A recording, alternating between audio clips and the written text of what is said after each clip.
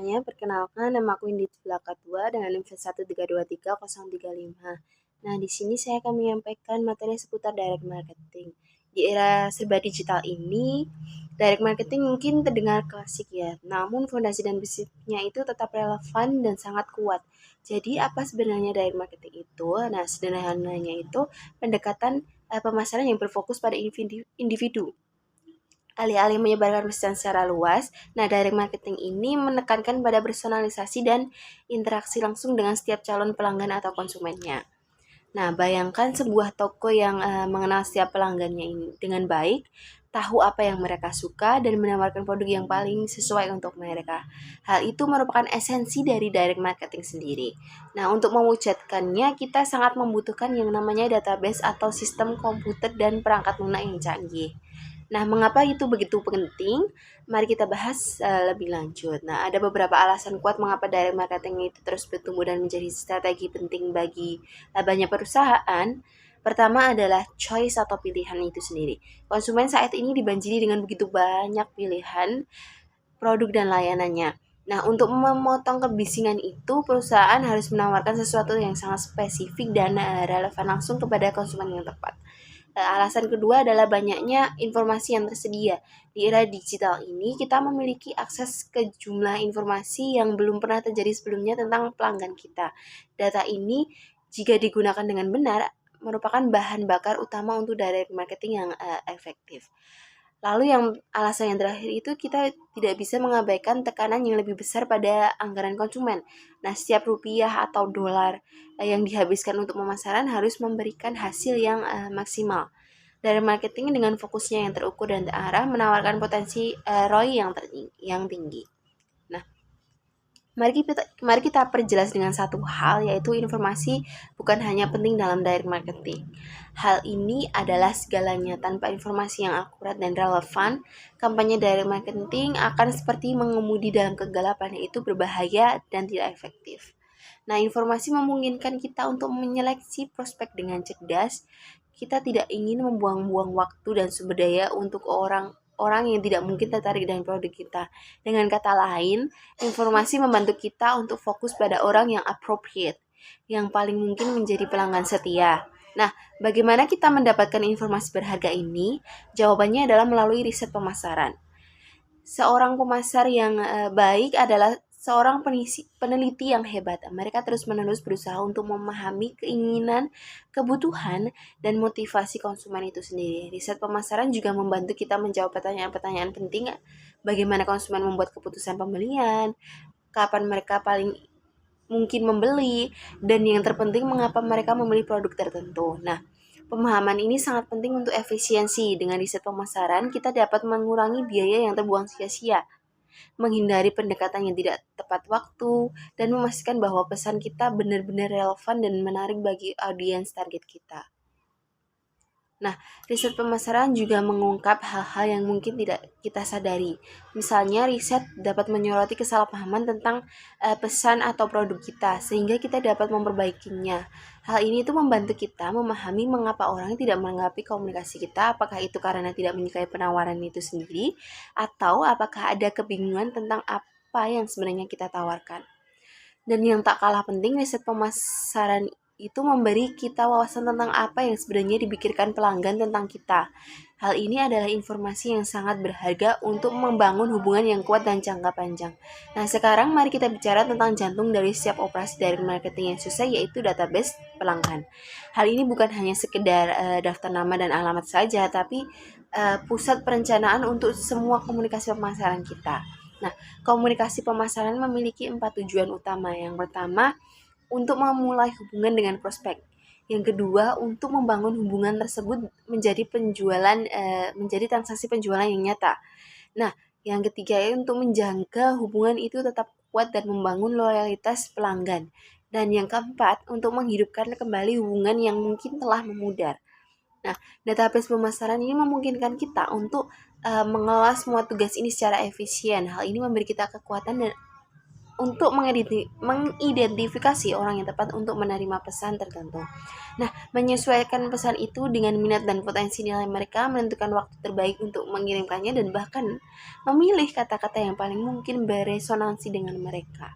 Nah, database juga merupakan alat yang ampuh untuk analisis. Hal ini membantu kita mencatat dan menganalisis respon terhadap campaign yang kita buat berdasarkan segmen pelanggan yang berbeda. Informasi ini sangat penting untuk memprioritaskan dan menargetkan komunikasi kita di masa mendatang, memastikan bahwa kita terus menjadi lebih efektif dari waktu ke waktu. Nah, namun ada peringatan penting nih, jika kita mengandalkan database, kita harus memastikan bahwa informasi di dalamnya itu akurat dan terkini. Data yang buruk mengaruh pada keputusan yang buruk. Jadi kebersihan data adalah suatu keharusan. Nah, salah satu daya tarik utama dari marketing adalah potensinya untuk efisiensi biaya.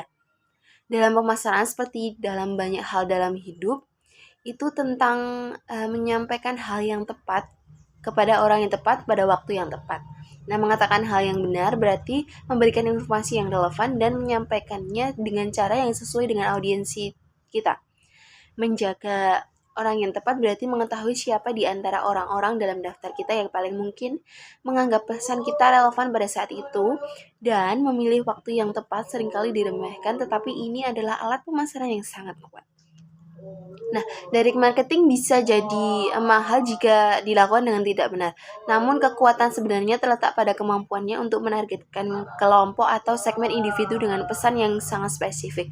Dengan melakukan ini, kita dapat menghindari banyak pemborosan yang terkait dengan iklan berskala luas. Nah, proses ini melibatkan analisis dan profiling pelanggan untuk menentukan kelompok mana yang paling mungkin merespons secara positif terhadap pesan yang kita buat. Analisis pelanggan seringkali dimulai dengan melihat pelanggan terbaik kita, memahami jenis bisnis mereka, lokasi mereka, kebiasaan belanja mereka, dan sebagainya. Nah, prinsip Pareto atau aturan 80/20 seringkali berlaku di sini. Hal ini berarti bahwa 80% dari pendapatan kita biasanya berasal dari 20% pelanggan terbaik kita. Nah, tujuan direct marketing adalah untuk mengidentifikasi 20% tersebut, membuat profil mereka, dan kemudian menggunakan profil untuk menargetkan pelanggan atau prospek lain yang memiliki karakteristik yang serupa.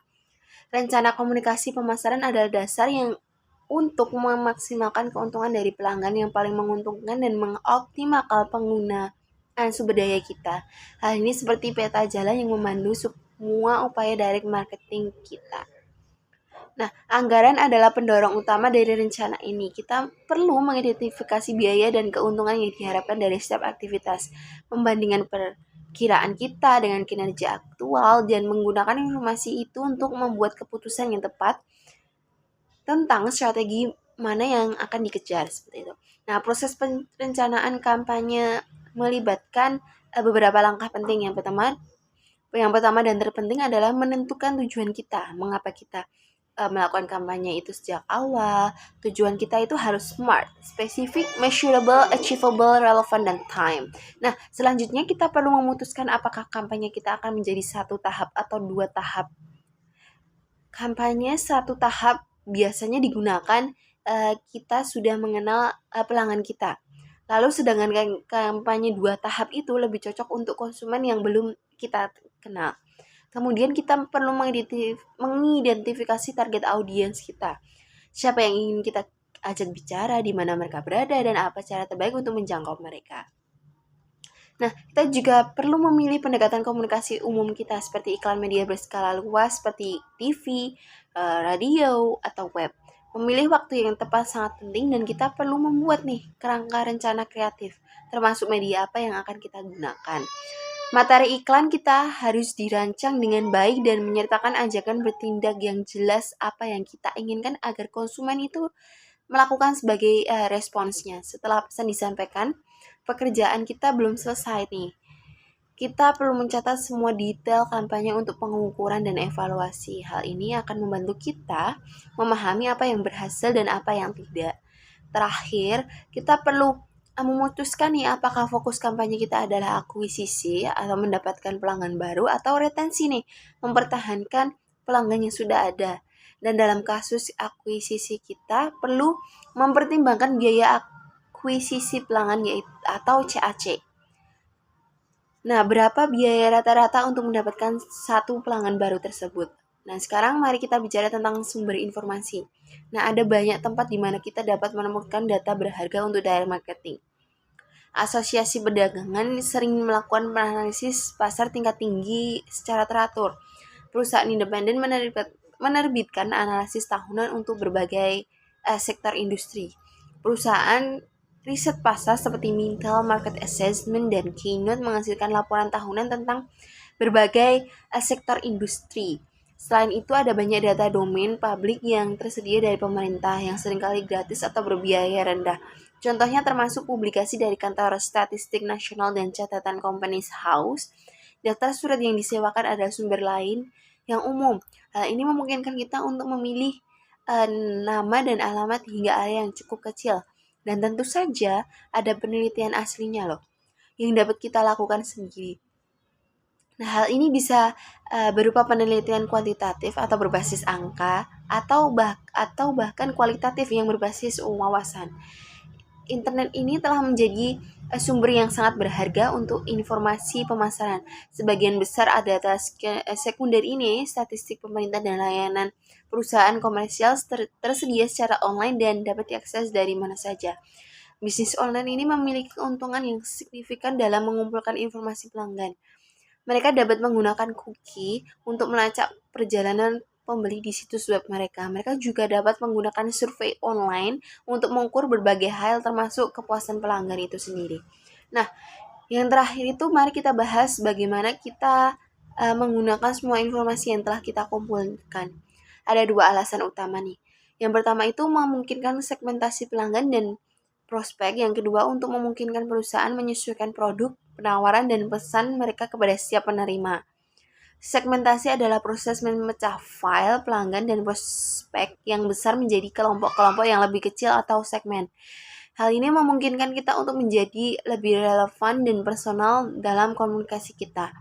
Nah, misalnya sebuah perusahaan produk perkantoran dapat melakukan segmentasi pelanggannya berdasarkan apakah mereka memiliki departemen TI atau tidak gitu.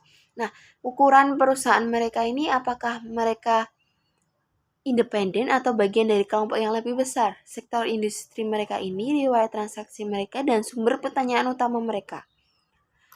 Pelanggan dan prospek juga dapat disegmentasikan berdasarkan lokasi, kepemilikan rumah, jumlah mobil, kepemilikan barang mewah, pola pembelian, jenis pekerjaan, jenis kelamin, dan usianya. Nah, segmentasi memungkinkan selektivitas, meskipun komunikasi langsung mungkin tidak dapat bersaing dengan media massa dalam hal biaya per 1.000 orang, selektivitasnya yang lebih besar membuatnya menjadi pilihan yang sangat efisien dalam banyak kasus. Posisi awal yang ideal adalah mengetahui siapa yang akan tertarik dengan produk Anda dan kapan mereka cenderung berada dalam situasi membeli. Penargetan bukan hanya tentang orang, tetapi juga tentang situasi mereka. Nah, jika Anda dapat membagi orang-orang di setiap segmen, Anda sesuai dengan preferensi waktu pribadi mereka, Anda akan lebih siap nih untuk mengirimkan komunikasi yang kuat dan relevan yang menghasilkan respon yang maksimal. Nah, ada beberapa cara untuk memutuskan siapa yang akan dipilih dari daftar atau audiens Anda. Hal ini termasuk analisis basis data yang memungkinkan Anda untuk mengidentifikasi keseluruhan kumpulan prospek untuk produk tertentu. Nah, memilih mereka yang mungkin berada di pasar selama periode waktu tertentu, memperhitungkan data tambahan tentang metode pembelian mereka, dan merancang penawaran menarik yang sesuai dengan keadaan mereka. Anda juga dapat nih menyusun profil pelanggan terbaik dan menggunakannya untuk mengidentifikasi segmen dan daftar atau audiens target lain yang baik. Nah, dan ada pengujian juga yang melibatkan pengiriman email ke daftar eksternal atau menjalankan iklan dan menganalisis responnya. Respon ini kemudian dapat diprofilkan untuk menargetkan lebih banyak orang yang serupa. Nah, faktor-faktor profiling bisnis dapat mencakup ukuran perusahaan, jumlah karyawan, omset tahunan, lokasi geografis, akhir tahun keuangan, jabatan atau fungsi pekerjaan yang dihubungi, jumlah lokasinya, ukuran armada mobil perusahaan, dan bahkan jumlah yang yang makanan yang disajikan di restoran staff tersebut.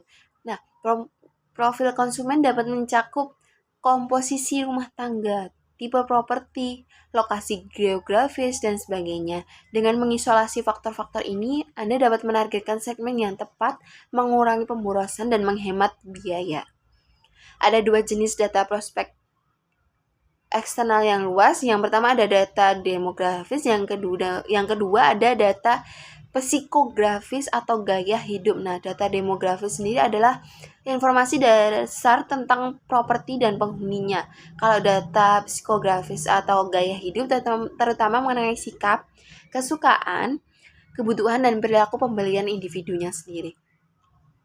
Lalu untuk ladder of loyalty adalah perangkat yang berguna untuk membantu dan menyoroti perbedaan antara berbagai jenis orang dan membantu Anda menghasilkan komunikasi yang tepat.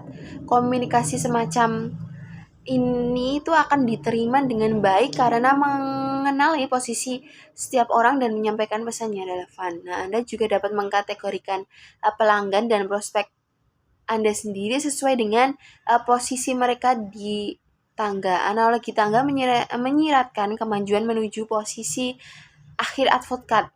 Penelitian telah menunjukkan bahwa ada pergerakan naik turun tangga dan beberapa pelanggan melompat pada tahap advokat. Tenaga penjualan dapat menggunakan tangga untuk membantu mereka mengalokasikan waktu mereka, merancang strategi kontak yang tepat untuk masing-masing prospek sesuai dengan potensi mereka, dan memutuskan apa dan seberapa banyak nih yang harus disampaikan kepada orang-orang tentang produk mereka ini. Kecuali Anda cukup tahu tentang mereka untuk menargetkan segmen yang relevan, mungkin tidak efektif dari segi biaya untuk mengirimkan komunikasi langsung kepada mereka semua. Anda dapat memilih untuk memulai dengan pendekatan media tersebut. Nah, sekian materi yang bisa saya sampaikan seputar direct marketing. Apabila ada penyampaian materi salah, pengucapan dalam kata yang salah, mohon dimaafkan. Wassalamualaikum warahmatullahi wabarakatuh.